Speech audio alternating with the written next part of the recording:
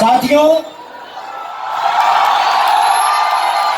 सबसे पहले मेरी आवाज जिन तक पहुंच रही है, आप तमाम लोगों का मैं क्रांतिकारी इस्तकबाल करता हूं। आपको जय भीम और लाल सलाम पेश करता हूं।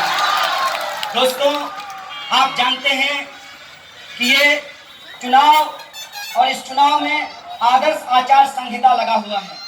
हालांकि ये बड़ी अजीब बात है कि देश के प्रधानमंत्री ही इस आदर्श आचार संहिता की धज्जियां उड़ा रहे हैं। लेकिन हम देश में लोकतंत्र में भरोसा करने वाले लोग हैं कि नहीं है? इसीलिए हम नियम कानून का पालन करेंगे। और नियम कायदा ये कहता है कि हमारे पास वक्त की बहुत कमी है। इसीलिए मैं सबसे पहले माफी मांगना चाहता हूं हमारे पार्टी के जो वरिष्ठ नेता हैं, हमारे राज्य के जो वरिष्ठ नेता हैं, हमारे जिले के जो वरिष्ठ नेता हैं, और हमारे समर्थन में डॉक्टर कफील खान से लेकर सहला राशिद से लेकर एमयूसी के प्रेसिडेंट और तमाम लोग जो इस सभा में मौजूद हैं, लेकिन मैं उनको बतौर स्पीकर यहाँ नहीं बुला सकता हूँ। इसके लिए मैं उनसे हाथ जोड़कर माफी मांगता हूँ। दोस्तों, इसके साथ साथ मैं माफी मांगना चाहता हूँ जो आम यात्री हैं। इस सभा की वजह से इस यातायात में जो थोड़ी सी परेशानी हुई है और हमारी विशाल रैली के चलते, विशाल जन जत्था के चलते जो परेशानी हुई है, उसके लिए मैं आप तमाम लोगों से हाथ जोड़ करके माफी मांगता हूं। दोस्तों, आप सब जानते हैं कि हमारे बेगूसराय जिला में चुनाव है। बेगूसराय लोकसभा क्षेत्र का चुनाव हो रहा है और आप में से कोई इस बात को इनकार नहीं कर सकता। खुद भाजपा के लोग जो मोदी मोदी का मंत्र जपते हैं, वो भी इस बात से इनकार नहीं कर सकते कि जो बात 2014 में बनारस के लिए हो रही थी, वही बात 2019 में बेगूसराय के लिए हो रहा है। कुछ तो बात है इस मिट्टी में कि बेगूसराय की चर्चा चारों तरफ हो रही है। लेकिन हम लोगों को एक बात समझना होगा कि इस बेगूसराय की चर्चा में एक और बड़ी खतरनाक चीज हो रही है। वो खतरनाक चीज ये है कि भाजपा चुनाव जीतने के लिए लगातार बेगूसराय की धरती का अपमान कर रही है। अपमान कर रही है कि नहीं कर रही है? अमित शाह चल करके आते हैं और दिनकर जी की पुण्यतिथि के मौके पर कहते हैं कि दिनकर जी की जयंती है। और जब बेगूसराय के लोग जो मंच पर खड़े थे, उन्होंने टोका तो कहते हैं जन्म तिथि और पुण्यतिथि में कोई अंतर नहीं होता है। जिनको जयंती और पुण्यतिथि का अंतर नहीं मालूम हो, वो क्या खाक इस देश को चलाएंगे? मैं उनको चुनौती देना चाहता हूँ। और भाषण के पहले वाक्य से लेकर आखिरी वाक्य तक जो एक बात कॉमन थी, वो ये थी कि वो सामने से झूठ बोल रहे थे।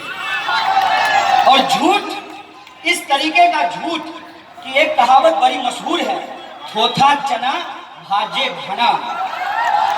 तो ये जो थोथा चना थे, ये बहुत घना बाज रहे थे, लेकिन बाजते बाजते वो बाज गए जो इनको बाजना नहीं था।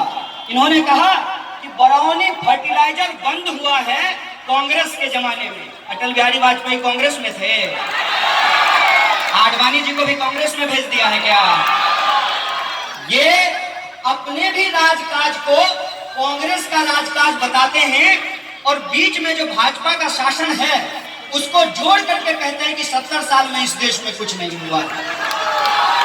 मेरा सवाल यह है कि आप अगर उनकी बातों को ध्यान से सुनेंगे तो आप एक बात महसूस करेंगे कि उनके पास इस देश के लोगों के लिए, बेगूसराय के आम आवाम के लिए कोई एजेंडा नहीं है, कोई मुद्दा नहीं है। इसीलिए वो यहाँ आए हैं, बेगूसराय को अपमानित किए हैं और झूठ बोलने का काम किए हैं। इसीलिए मैं आप तमाम बेगूसराय के लोगों से यह आग्रह करना चाहता हूँ कि आज जब आप बेगूसराय लोकसभा क्षेत्र में चुनाव प्रचार को देख रहे हैं, तो आपने एक चीज गौर से देखा होगा कि हमारे लोग जो इस लड़ाई में ये समझते हैं कि अगर लोकतंत्र में चुनाव हो रहा है तो वो लोगों के सवाल पर होगा, वो लोगों के मुद्दों पर होगा।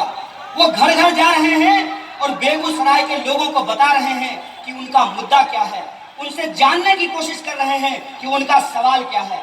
लेकिन आप देखेंगे कि जो भाजपा के लोग हैं उनके पास कोई मुद्दा नहीं है सिवाय इस बात का कि वो क्या काम किए हैं ये जनता को बताने के लिए तैयार नहीं है। वो ये गिना रहे हैं कि विपक्ष की क्या कमी है। आप मुझे बताइए कि अगर विपक्ष में कमी नहीं होती, अगर विपक्ष के ऊपर जनता ने सवाल नहीं खड़ा किया होता, तो आप बताइए कि क्या बेगूसराय के लोग या देश के लोग विपक्ष को दोबारा मौका देते या दोबारा मौका नहीं देते।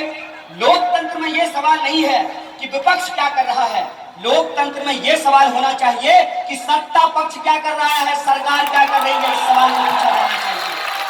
विपक्ष ने क्या किया उसका लेखा जोखा जनता ने देखा। अगर जनता उससे खुश होती तो प्रधानमंत्री नरेंद्र मोदी नहीं होते, फिर से मनमोहन सिंह देश के प्रधानमंत्री होते। अगर मनमोहन सिंह देश के प्रधानमंत्री नहीं बने और नरेंद्र मोदी को लोगों ने देश का प्रधानमंत्री बनाया, इसका मतलब यह है कि मोदी जी आप जो है बाल पोथी की मनोहर कहानियां मत बनाइए। ये मत समझाइए कि नेहरू जी क्या थे, ये बताइए कि आपने क्या किया है। लोगों के खाते में 15 लाख रुपया पहुंचा कि नहीं पहुंचा, इस सवाल का जवाब दीजिए। इस सवाल का जवाब दीजिए कि लोगों को 2 करोड़ नौकरी क्यों नहीं मिली, इस बात का जवाब दीजिए। इस बात का जवाब दीजिए कि आपने नारा लगाया था पिछले चुनाव में, बहुत हुआ किसानों पर अत्याचार, अब की बार मोदी सरकार। क्या हुआ, क्या हुआ किसान का?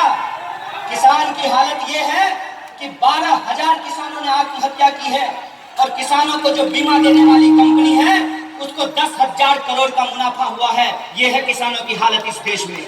और आपको सुनकर के आश्चर्य होगा कि इस बार बनारस में तमिलनाडु के 111 किसानों ने यह संकल्प लिया है कि इस झूठे प्रधानमंत्री के खिलाफ वो नामांकन भरेंगे, उनके खिलाफ वो चुनाव लड़ेंगे बनारस से। ये उनका फैसला है।